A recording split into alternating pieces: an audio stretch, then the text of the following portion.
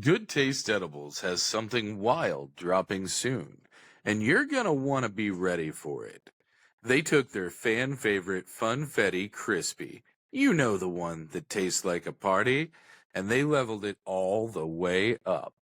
Coming soon, the Fruit Fetty 1000 milligram mega dosed crispy. Same sweet, fruity, marshmallowy goodness, but now with a ridiculous 1000 milligrams of THC. This isn't background edible energy. This is main character energy.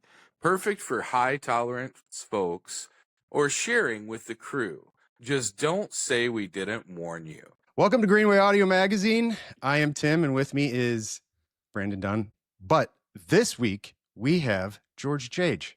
George, hey, co-founder of MJ Unpacked and Jage Media. George, thank you for joining us. hey, I cannot wait. Love you guys. Happy to be here. Yes, I cannot wait to get right into MJ Unpacked in St. Louis, coming back for the return 2025. We got, let's see, it's September 3rd through the 5th at Union Station. Yes, sir. So let me just guess. Last year was so successful and you love this city so much, you could not wait to get back.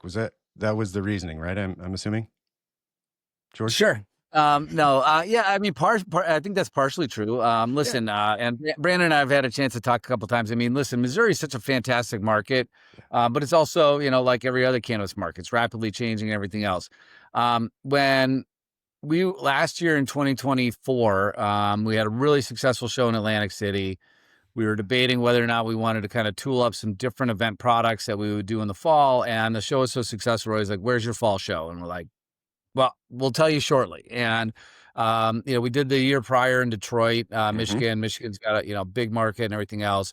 Been working with the folks at MoCan Trade, been watching, reading, and respecting what Brandon's done in Missouri. Having that type of editorial journalism that's state specific is fantastic and really a kind of a key part of that ecosystem there. And then we went to when we looked at venues. I mean, the Union Station is such a cool place to do shows at. I mean, I've made this combo before, and I certainly don't want to pretend that I am even remotely close to, Michelangelo, but I certainly understand the feeling he got when he walked into the Sistine Chapel and somebody handed him paintbrushes. Like, for me to design an event in this space was like one of the coolest things I got a chance to do. I mean, there's a Shark Tank, there's otter walls.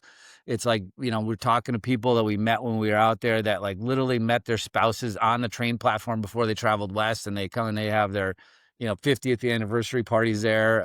It's just a crazy, amazing place. And that Grand Hall with that 8K light show doing Queen anthologies and Beatles anthologies. I mean, it's such a wicked cool place. Yeah, so it really is. We're excited to come back. But, when we went there last year, we had a short time frame to find a venue, and the dates that were available were over the election. And we're like, should we, shouldn't we? We talked to a lot of folks, and, at that time we were looking at Biden versus Trump. And I'm like, listen, I said, if we're going to be looking at, such, what most people perceived, and myself included, terrible choices for the leader of the theoretical free world, I'm like, at least let's be around a bunch of people who have drugs. It makes life a lot easier to get through shit. It was interesting. I mean, there was certainly, the morning of after the election, I mean, there was a lot of head scratching. There was some people that were deeply sorry about this. Brandon, I think we talked about this last year. There was one company that was, said they wouldn't exhibit because they were going to stay home on their couch with their guns loaded and see what happens. Interesting times, and here we are, a year later. So, and everything worked out great. Nothing bad has happened. It's been exactly perfect. Nothing to see here, people. Nothing to see here. It's gone exactly as everybody planned, I think. Everybody, people tell you exactly who they are, and then when people act surprised when they behave that way, they shouldn't be. So. That is not super valid. This is not the political podcast. So let's talk about weed. Okay, let's do it. So, so September 3rd through 5th. Yep. it was interesting. I was going through the agenda and I was like, I don't know if I would see these topics at other conferences. I mean, let me just read off a few here. Streamlining cannabis manufacturing through AI. Hell yeah. Love it. Innovations in disease detection and resistance. How data and technology can solve the $10 billion inventory management problem.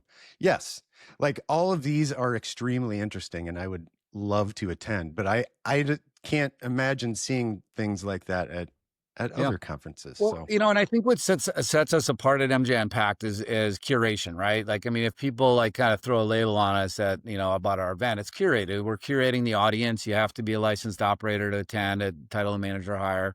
We'll talk about later. We're getting budtenders on the show floor now too. But I've seen this play out. I mean, a lot of times shows will very openly and blatantly be like, hey, throw us some sponsorship money. I'll put you on stage.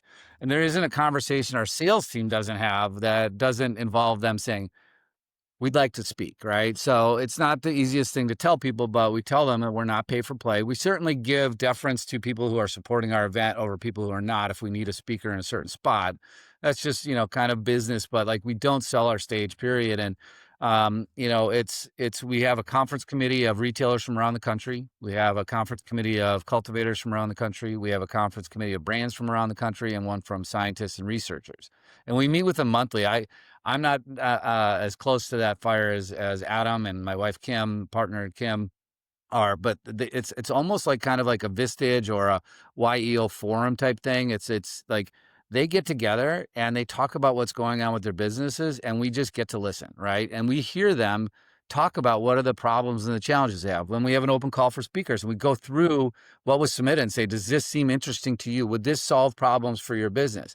I mean, it's not rocket science. It's just, you active listening, right? And if we listen to what our audience, the people we're trying to be of service to, the people we want to provide value to, and we want to help elevate their businesses, and get a return on their investment, the return on their objectives from our event, we're going to deliver them what they're looking for. And, some conferences put very little effort whatsoever into their things. You're not going to see Cannabis 101, how to open up a cannabis retail. If you think that you can teach somebody how to open up a cannabis retail business in an hour, I got a bridge to sell them to.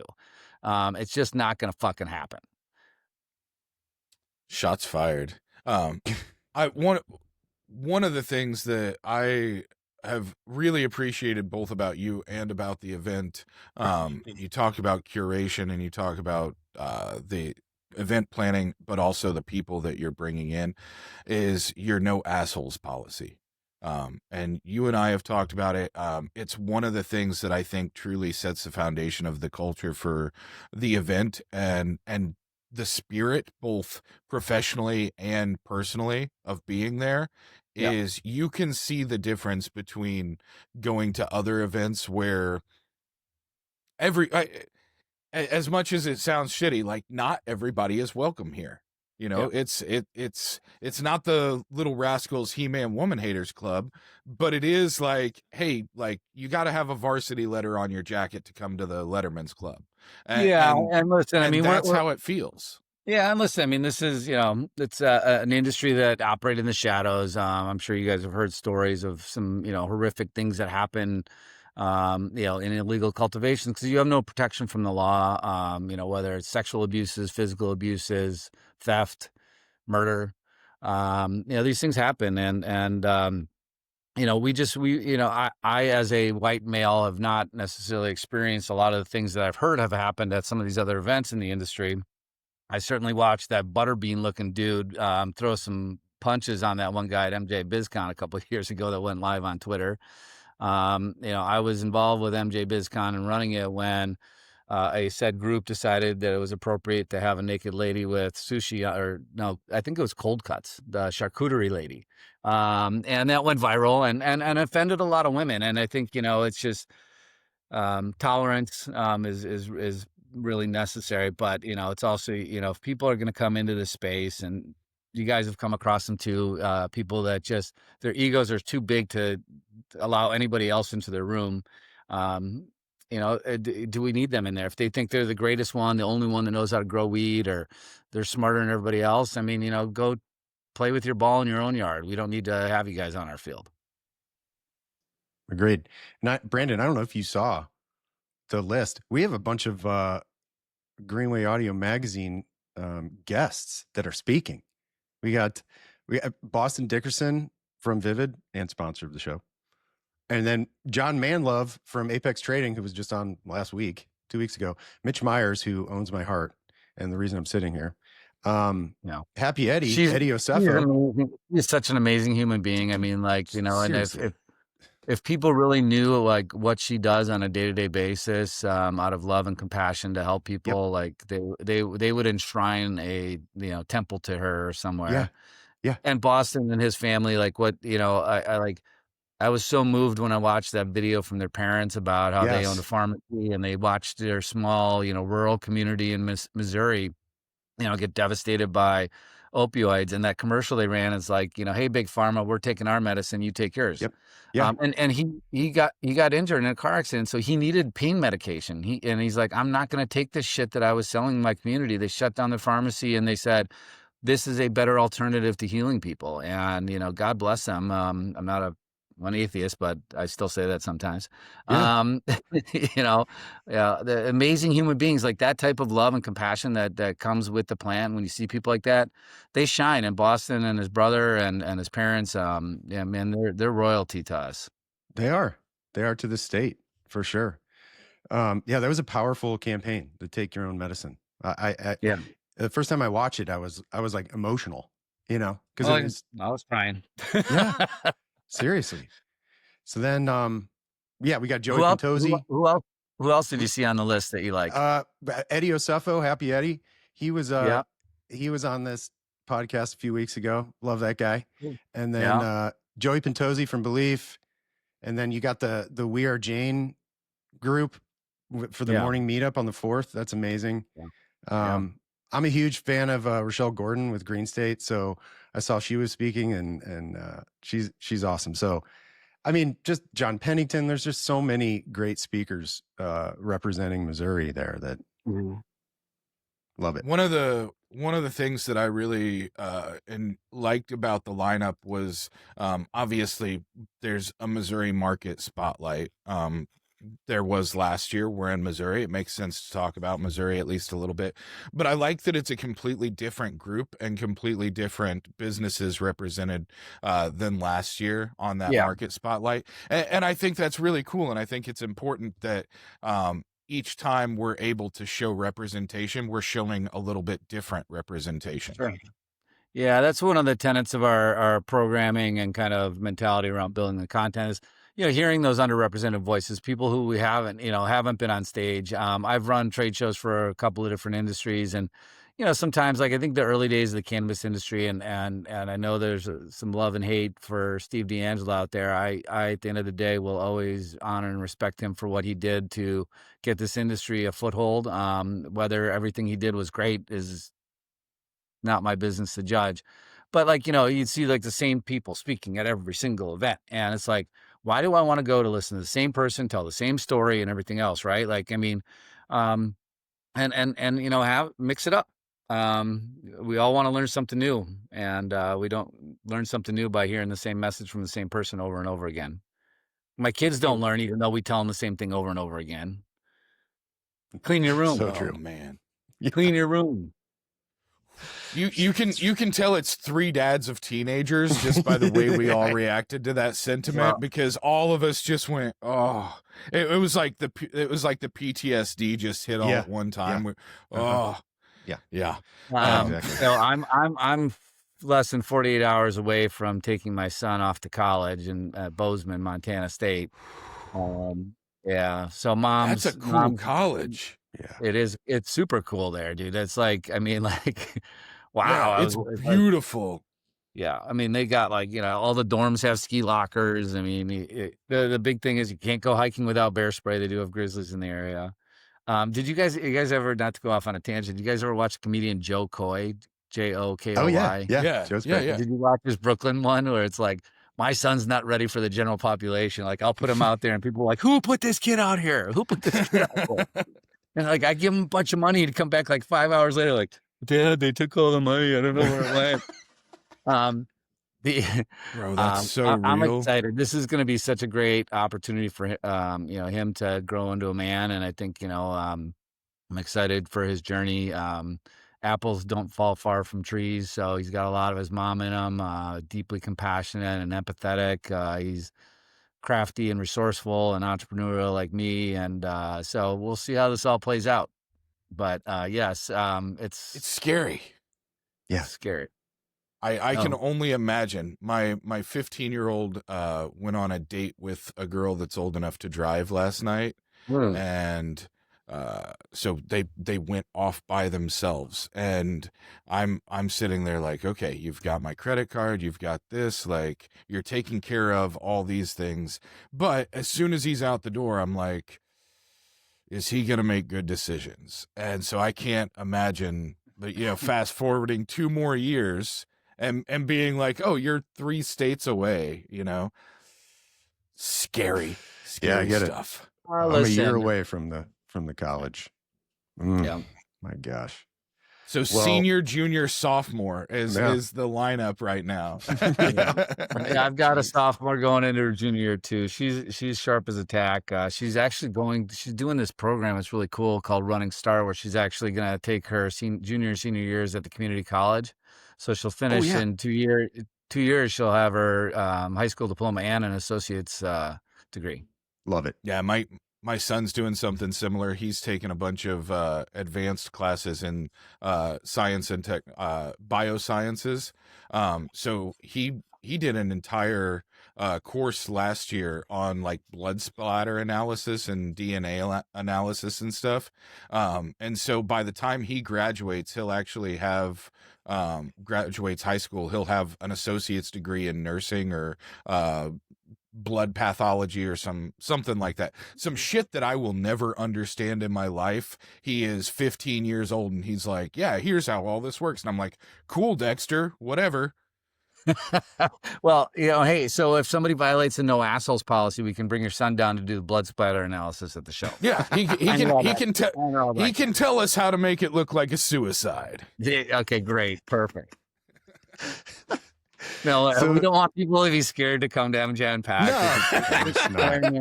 No. If anybody was there last year, saw the Cushy Punch hot box we set up at the garage. They're stepping in big, doubling the size of the hot box tent at the after party. Nice. Got some other fun stuff in store. Shout out to Cushy Punch, one of the most fun brands as far as their swag and stuff like that. I've got a pair of Cushy Punch boxing gloves in my car, like the little hang down ones. If I had big ones, they would be up there on the wall behind me. Just letting you know, Abby. Just telling you. Not that I'm pandering for gear, but it'd be right there where the Purple Supreme deck is. Just so you know. So George, Benzinga has the where deals get done. They got their whole thing. What do you see, like when you're walking the floor? What do you hear? You hear people talking licensing deals, investments, partnerships. What do you hear coming out of maybe the last day? People shaking hands and talking about, thanks, we just did this thing. Have you noticed what usually bubbles to the top? I mean, I think every show and every market and every day is different in cannabis, as we know. Like this last event that we did up in Atlantic City, like the amount of 2 years last year we came to Atlantic City from New York, and like people didn't really they had their licenses, they hadn't really opened up. Everybody's still kind of scrambling, trying to get everything sorted, and then complicate the whole licensing process around cannabis of trying to just get the plumbing union to sign off on something in New Jersey. Like, good luck, right? So all sorts of municipality issues there. But this year when we came back, everybody's operational, everybody's moving in the market, and when they started out, the MSOs had kind of been permitted to move from medical to adult use, and so a lot of supply chain was coming from those larger MSOs. And with respect to them, I mean, they've got inventory. It's just a business. They're like, hey, we're not going to sell you flower unless you take this product, and kind of, pop bullied the market a little bit. If I'm a small retailer, I got to be very selective to have unique product on my shelf, not the same thing as everybody else.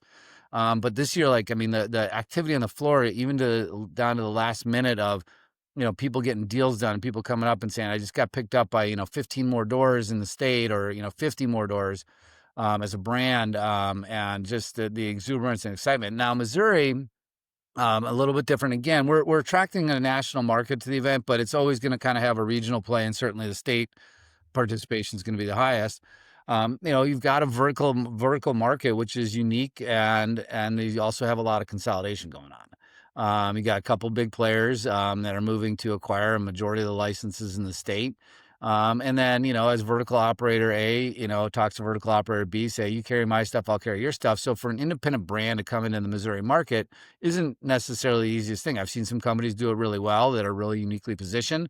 I've seen other companies that want to come in with kind of a low quality, low price product that, tends to not fare well in the market, because I think Missouri's seen what's happened in other states. As soon as you get that, first person to light the match of racing to the bottom, it's, the whole market's on fire and everybody loses. It's a zero-sum game. I mean, I'm not promoting collusion, but at the same time, I mean, like, there has to be some price integrity of, based on quality of products that, don't let people dump cheap product and undermine the entire market, because they didn't capitalize their company properly, or they got over their skis a little bit, right? And human nature, everybody wants to try to find a solution, or like thinks volume, we'll get all the market share and then we'll raise our prices later. Well, you're probably not going to be around when that later comes. I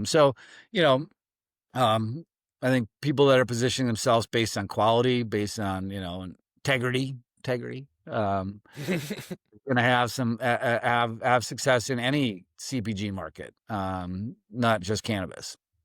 Anybody that thinks they can raise their prices later should look at the reaction of consumers over the last 2 to 3 years, because as everything else in the world has gone up because of inflation and come down and kind of ridden a roller coaster, cannabis is the only thing that has consistently gone down. It's not going up in any markets, even established markets, new markets, wherever you set that first threshold, you can only work your way down in consumer eyes with cannabis. Now, they understand if the price of their eggs go up, they understand if the price of their gas goes up, they understand if the price of, Pepsi goes up by 99 cents. The only two things that don't go up in price are Arizona tea and cannabis.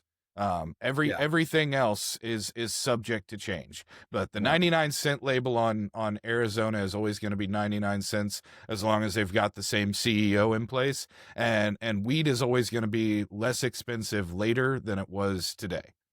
That's some wisdom there, everybody. Pay attention. Yeah. Industry leader right here, Missouri, Brandon Dunn, Greenway Media. Hey, yeah, this is a face you can trust. And everybody, Brandon's already committed to doing a ZZ Top cover at the live Rocker Roki at our official after party. Dave Tran will be our MC extraordinaire again, great friend and founder of Dope Magazine. James Zahodny, who runs Fairchild, will be producing the event, so it'll be lit. That's right. Standing room only. Standing room only for Brandon's deal. Unfortunately, if it's standing room only, I don't think I'll be able to make my way to the stage, fellas. It's a tight squeeze, big body, tight squeeze. We'll clear the path for you, Brandon. You just let me know when you're one of the things before we get too off into the weeds. One of the things I wanted to talk about, because we talked about representation, is opening it up to some of the new things you guys have going on this year. Because for the first time, you guys are going to be inviting people that are not manager level or higher to experience MJ Unpacked. In addition to that, you're also, I think you guys did this in Atlantic City, you're also doing what's called a brand slam. And it's well, rather than me try and explain it, why don't I go to the person that knows exactly what I'm talking Tim, about?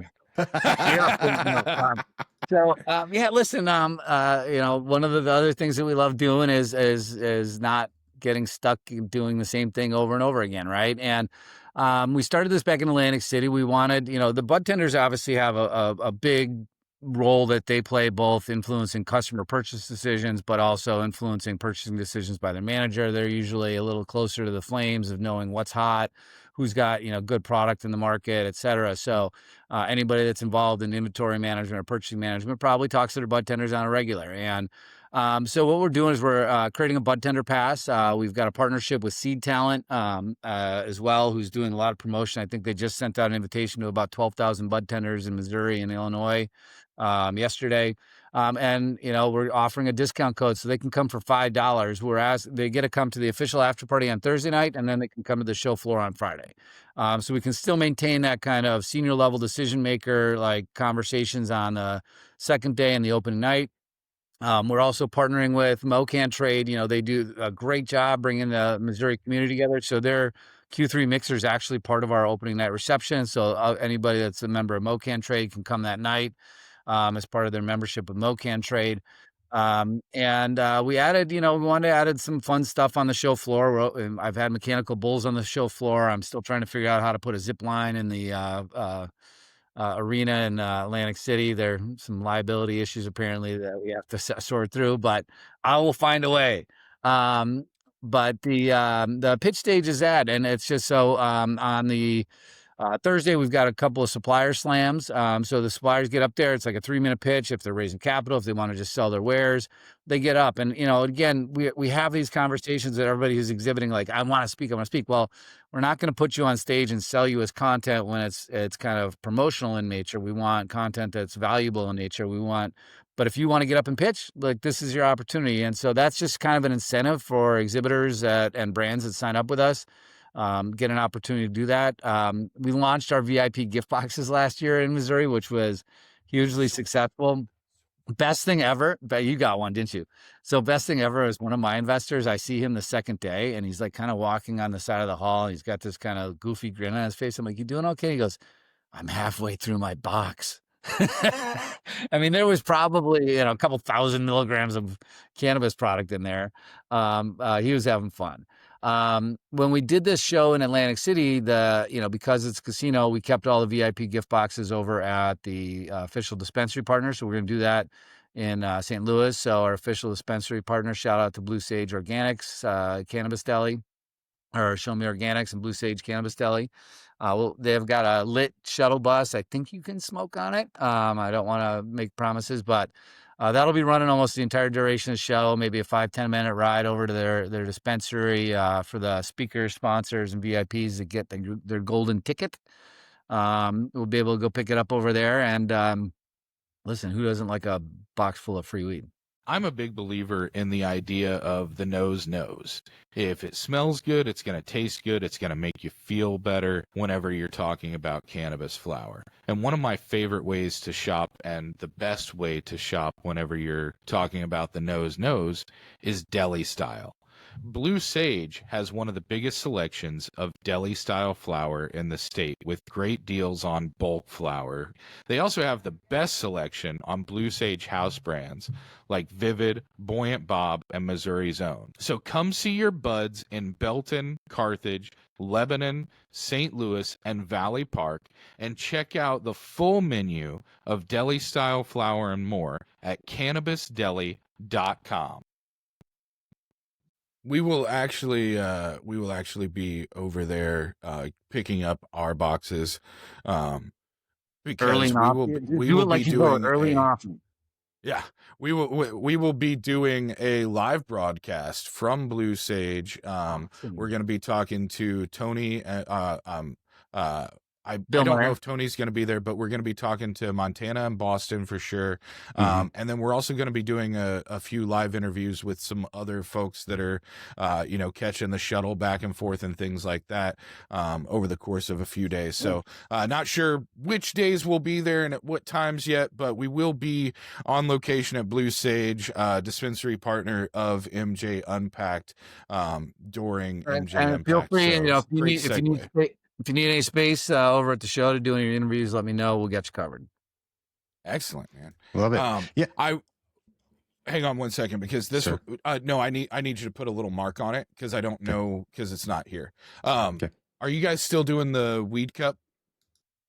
No, we did a Cannabis Cup in Atlantic City. I think it went great. Early market. It was interesting. We partnered with Max over at Gangier, and had all certified level 2 Gangiers do the judging.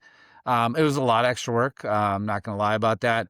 And we, MoCan really wanted to do more of an industry cup, but there's 2 Cannabis Cups here this month in Missouri, kind of more consumer focused, kind of festival focused.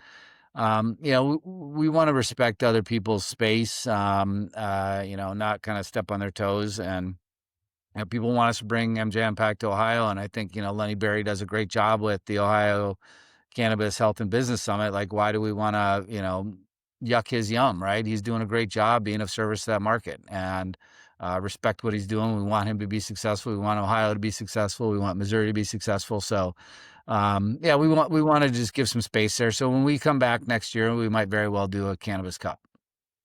I know that that was something we had talked about originally. The timing of it, like I actually really love that you guys aren't doing it, because I think that, one, they're very difficult to execute properly, and I'm a much bigger fan of Cannabis Cups in the way that they're being done at like Doobies or at North or what have you, as far as, it being a consumer focused thing. I like awards shows. If it's a corporate thing, I want people, Gangiers or whoever, I want people that I trust their opinion, not just, whatever happens to taste the best, to the people that voted the most or something. Because I will tell you, I have shitty weed opinions. I do. I like really fruity stuff. I'm not a gas or cheese or funk guy. And so most people that are true cannabis connoisseurs would be like, this dude smokes distillate vapes, and he smokes fruity strains, and he eats gummies, and he doesn't know his ass from a hole in the ground. And they are 100% right. I am the shittiest weed judge of any weed judge. But that's just because I, as a person, have opinion. Really like trash. I like trashy TV. I like trashy music. Let me guess, Love Island. You're probably watching Love Island right now. I won't not say that I've seen Love is Blind, or that I'm really excited that they're doing casting in St. Louis, and I might get to see some of the people from the dispensaries and stuff that we've seen. I'll tune in for sure. We haven't had 2 people from reality TV on the podcast for no reason so far, So I want to go back to the competition thing, though, because we entered into that space, a little trepidatiously. One of the other event producers was trying to, do a big showcase during our show in New Jersey, and I felt like, kind of be respectful the way that we try to be respectful as well. But we wanted to do this and give it a shot. But competitions, for us as media, like, honestly, like Brandon, your publication, everything else, like, that's where people are going to look to kind of host these. Green State just did a big competition. They got the MJs that Fairchild produces during MJ BizCon, and these tend to be popularity contests, right? Like, who's going to have the best email marketing list to push out and say, vote for me? I mean, like, I got, an email the other day from a supplier not to be named that's like, hey, vote for us and we'll vote for you. And like, I'm like, I don't want to be back in high school. Because when I was in high school, the weed I got was really shitty too. It was brick weed, and it was mostly sticks and stems. I want to smoke good weed, and I want to respect quality. But going back to the fruity thing, what do you think of the strawberry bubbles over at Proper Cannabis? That's one of my favorites. It's so good, because my favorite cultivar that nobody grows commercially is strawberry banana grape. And that's the closest thing. Proper does several different strawberry lineages over the last couple years, but it's one of my favorites. that and Rainbow Belts from Robust are probably my two favorite. Neither of which sponsors or anything like that. That's just me genuinely really enjoying stuff. And again, I have shitty taste in weed, so that may not be the endorsement that they think it is whenever I say it's my favorite. It could be the opposite for them. But yeah, I don't think so. I think it's legit. So George, Union Station, September 3rd through the 5th, chock full of events, exhibits. I mean, it looks amazing. And then you're already planning for May 5th through the 7th at the Hard Rock in Atlantic City next year. Yeah. Listen, we're trying to plan out. We usually, I mean, like when I was running MJ BizCon, I mean, I usually ran it on a 3-year rolling cycle. The larger the space you need, the further upstream you need to get to find the right venues and dates and everything else. The Hard Rock is such a cool place and just a great background for our community and our event and just the music and the culture and then the weed. And, they're pretty chill about, the large gaggles of people that are outside smoking. Atlantic City's, it's seedy. I mean, it's a type of town where they haven't probably had a mayor that hasn't been indicted in the last 100 years. So, that always makes things a little fun. Yeah, we're super excited about that. We have plans to come back to Kansas City in October of next year as well. And I'm going to keep the cards close to the chest of what 2027 looks like, but we're making inroads as far as what our plans will be in 27 as well. So 2026 in Kansas City, isn't that like World Cup times? Well, we're going to be in October, so the World Cup will be come and gone, right? Oh, okay. I can remember when it ended. So just in time for playoff baseball and middle of football season in downtown Kansas City. So that's going to be super exciting. They got a football team in Kansas City? Little one. So back on the camera there. Go Pack Go. So some pop singer's boyfriend plays for him, I heard, or something. It sounds like you're incredibly busy. And in addition to all the things that you're incredibly busy with MJ Unpacked, you guys decided that it wasn't enough. You needed to go out and create another show, and broaden the experience. And you just finished the first Hemp Beverage Expo. Hemp Beverage Expo. Goodness gracious. Good thing we have editing here. That's all right. Tim will definitely fix that and won't make me look like a fool at all. I screw up my own name sometimes, Brandon. So you just finished the first Hemp Business Expo. Hemp beverage. We're gonna fuck. You know what? Start over, dude. Hey, tape Tim, it on the top of your monitor. Hemp beverage. Hey Tim, marketing. What did they just finish? Where's the cue card guy, Tim? Man, did he take the day off? So listen, thank you for listen. I don't care as long as you spell my name right. Luckily, he spelled his own name to sign in, guys. So when I've been watching that market for a while, and as somebody that has been deeply invested in the cannabis industry, really going back to being an adolescent. Having the opportunity to really build events and help drive commerce in the space. Like I care deeply about the people that we work with and we serve and we help and have conversations with every day. When I saw this all happen, I mean, vehemently opposed to any type of policy that allows unfair business competition, where you have basically the same plant that the government in their benign or benevolent wisdom said, hey, hemp is 0.3% or less, cannabis by dry weight, to not be taxed, not be tested, not be regulated, not be age restricted, being able to sell online. I mean, I love that for cannabis. I think that's great.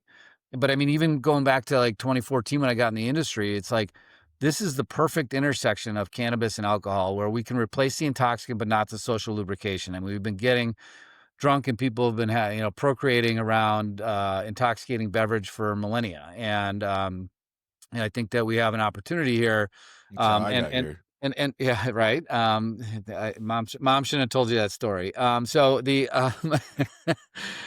you know, I mean, to see where you have, you know, legitimate companies that are serious operators, they're doing things right, working really hard to introduce a product that, you know, replaces alcohol for people, and there's this huge generational trend away from it. Like if you don't see that happening, you're kind of, you know, got the blinders on. So rather than, you know, fight it, embrace it. I mean, what Missouri was doing, and where they said, hey, we need to ban the, you know, certainly the synthetics, get that shit out of the market.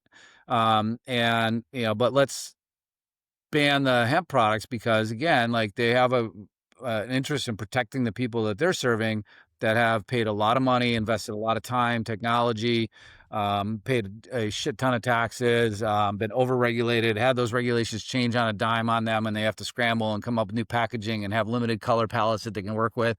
I mean, all the shit that they have to deal with, right? And so we need to make sure that there's equity between the markets. I'd love to see cannabis be slightly less regulated. Certainly age restrictions, testing are important.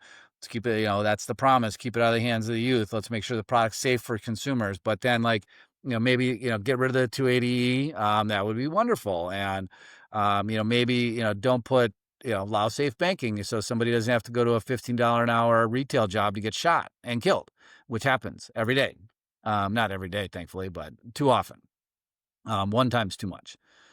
So going back to all that, like I do love the beverage space, and I'm just watching these companies grow. I've been working and talking with the Hemp Beverage Alliance, really an amazing organization led by Chris Lackner, Michelle Bodians, their counsel, Anna Edgren is kind of their operations director over there, and they're doing a great job, really kind of serving that community, dealing with state regulatory issues. Everybody was so excited at the Hemp Beverage Expo, and I had one of our clients that exhibits with us at MJ Unpacked was there, and they're like, I'm not going to lie, I think this might be my favorite show. And I'm like, well, why is that? And he goes, there's so much excitement here. I said, you know what, though, you got to understand, like it's actually optimism, right? Like there's so much optimism in this room, and people see the opportunity, and there's just like, there's nowhere to go but up. I said, that still exists in cannabis. It's just been beaten in the face so many times that they're a little bit cautious before they stick their neck out. I said, this is like the small kid that hasn't touched the hot stove to know that things can hurt him yet. And this industry may have to face, you know, let's see everybody smile 5 years after dealing with, you know, extinction level regulatory events, you know, every other month that, you know, cause ulcers. We, you know, I'm excited for it. I think that when I look at how we've failed to make any significant regulatory policy change, certainly around safe banking at a federal level, you know, allowing interstate commerce to create economies of scale, you know, massive, you know, incarceration still exists. We don't have the money, and our government is for sale. They have been for sale for decades, and whoever pays the most to the lobbyists to pay the, you know, people's funds, that their reelection funds, gets laws changed. And, you know, that doesn't exist in cannabis. I don't think there's enough large companies to fund that type of, you know, legislative initiative. And I think that I'm seeing it in the hemp beverage side, because I think these people are big players. They're well capitalized. They're coming. They want to win. They want to basically, you know, they're not going to give up being able to sell across state lines when they don't have to, right? So they've kind of taken those liberties now, and those liberties might then extend to us in cannabis. But when MoCan Trade and others in the state, you know, moved to shut down the hemp beverage, you saw what happened. They came to the table, and they basically said, all right, we're going to ban these products, but we're going to create a carve out for beverage, and we're going to put a milligram cap on it, right? So 5 milligrams, 10 milligrams. It's like drinking a beer, wine, maybe a malt beverage. I love what people are doing with the large format. I got some Darnell's Moon at my house, their bourbon replacement. He's like, I like to drink my bourbon neat.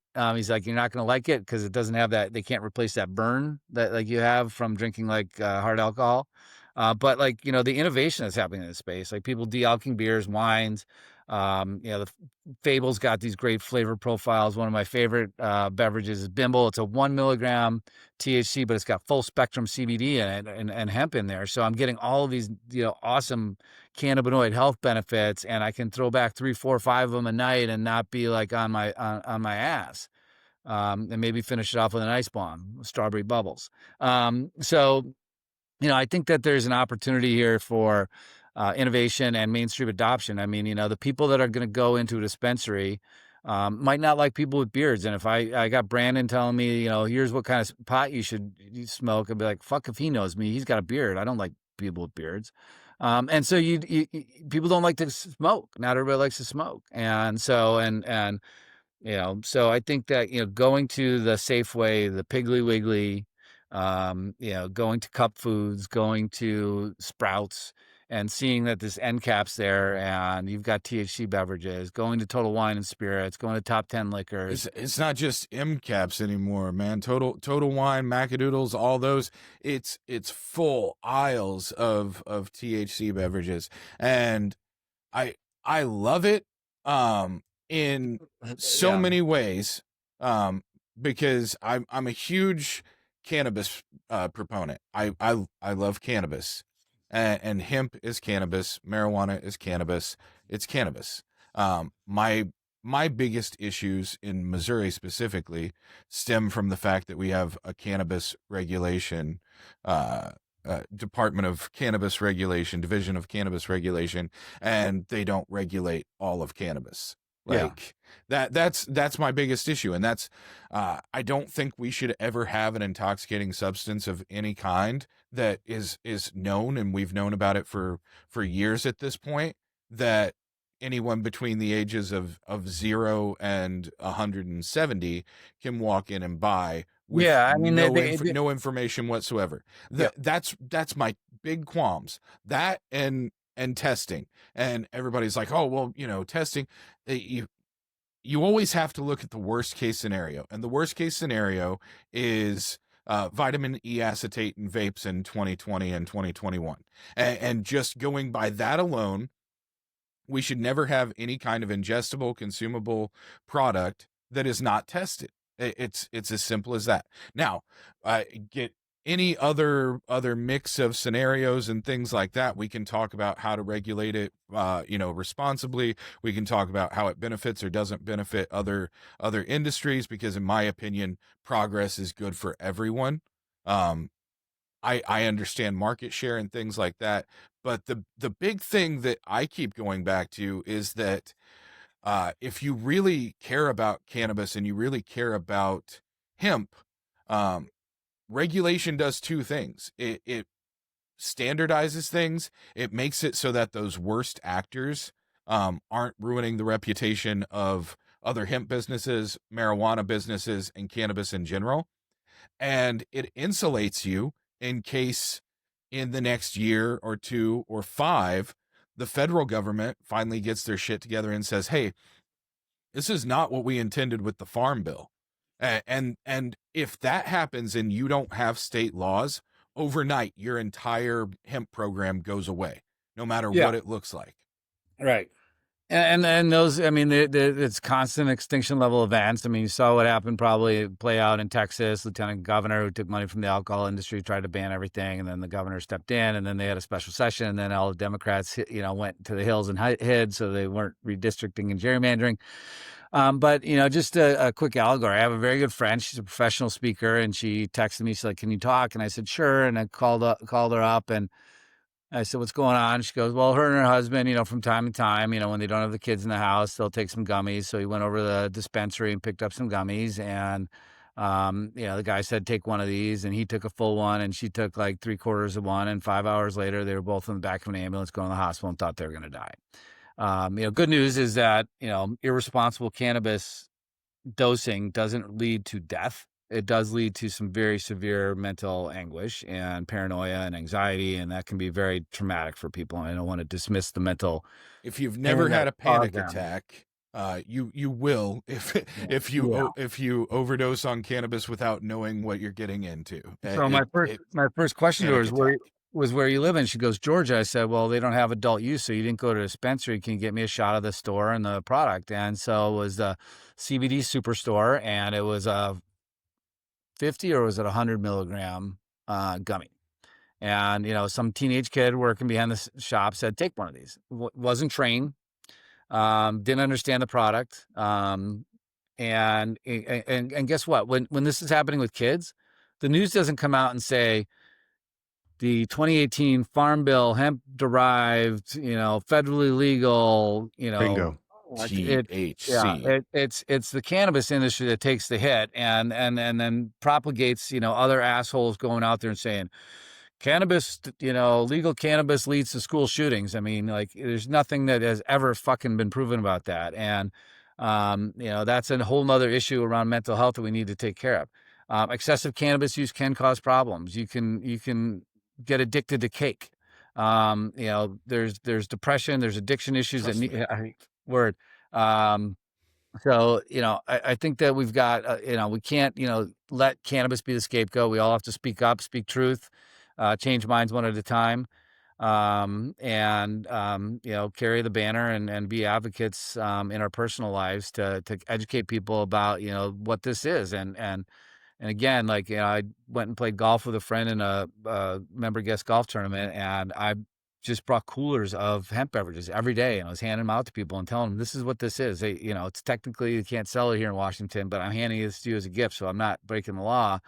But, this is like really cool. People are like fascinated by this, and they like, where can I get it? And again, going back to all of those really core pillars of cannabis legalization. Let's make sure it's a safe product. Let's keep it out of the hands of kids. Let's create a tax revenue that can be used to the benefit of the states. That has been bastardized where, states get this money coming in from cannabis sales. It's supposed to help education, drug rehabilitation, law enforcement, and the senators move the money that was in that bucket into some general fund that they can spend on a pet project. So when people go, why don't we have better schools now? Why don't we have better, drug treatment centers now? Because your politicians did a switcheroo on you. So, I mean, listen, we've all been here, and this is switcheroo. Yeah. So, this is cannabis, and I think the people that have been here before have been here for a while and are still standing. You two specifically, like, I mean, we know how hard this is, and as we continue to move forward, I think that the grit and the integrity is unstoppable for us that are still fighting for this. We're not going to give up tomorrow or next day. I mean, you have to pry my joint from my cold dead hands. How about that for a t-shirt? That's a good one. George Jage, everybody. Yeah. All right. What a closer. Hype 'em up. Come on. Get up. So George, I know we have you for like 30 more seconds, but before you go, what are you listening to right now? I have been excessively consuming Weezer for the last 2 months. Nice. I don't know why. Just I just over and over and over again. Good. Been doing a lot of Sublime too, kind of as my backup. Sure. Weezer, Sublime, maybe a sprinkle of Blink 182 in there. So Sublime with Rome, or New Sublime? Yes. Oh, okay. Old stuff. Yeah, there you go. All over. Perfect. Okay. Well, Love George, thank you so 182. much. MJ Unpacked, September 3rd through 5th, Union Station, downtown St. Louis. Gentlemen, Thank you so keep much, doing buddy. what you're doing. You're changing the world one day at a time. Yes, he is. Thank you so much, George. Thank you. Thanks, man. Hey guys, don't forget MJ Unpacked is happening September 3rd through the 5th at Union Station Hotel in St. Louis. This is the national event where licensed cannabis operators, researchers, and active investors converge to move the industry forward. Register now at mjunpacked.com to save your space, and Greenway listeners get an additional 30% off registration using code Greenway30. That's Greenway30. Go to mjunpacked.com to sign up now.